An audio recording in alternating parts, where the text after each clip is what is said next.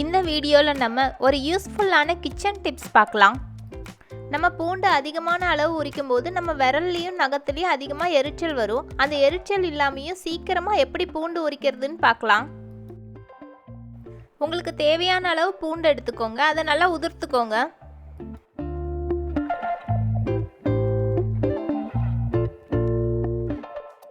இப்போ பூண்டு மூழ்கிற அளவுக்கு தண்ணி சேர்த்து 1 மணி நேரம் அப்படியே வச்சிருங்க.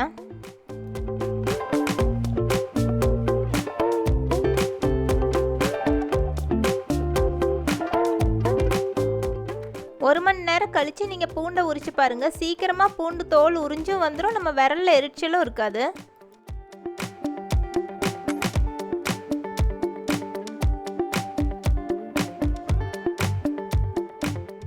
நீங்கள் எவ்வளோ சின்ன பூண்டாக இருந்தாலும் சரி இந்த மாதிரி தண்ணியில் ஊற வச்சு உரிச்சு பாருங்கள், ஈஸியாக வந்துடும்.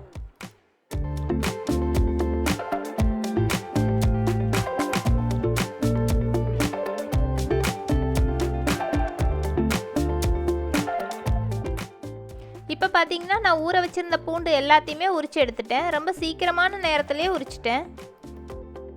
நான் இந்த அளவுள்ள பூண்டை தண்ணியில் ஊற வச்சு உரிச்சனால சீக்கிரமாகவே உரிச்சு எடுத்துட்டேன். என்னோடய விரல்லையோ ஸ்கின்லேயோ எந்த எரிச்சலும் இல்லை. இந்த யூஸ்ஃபுல்லான டிப்ஸ் உங்களுக்கு பிடிச்சிருந்ததுன்னா லைக், ஷேர், சப்ஸ்கிரைப் பண்ணுங்கள்.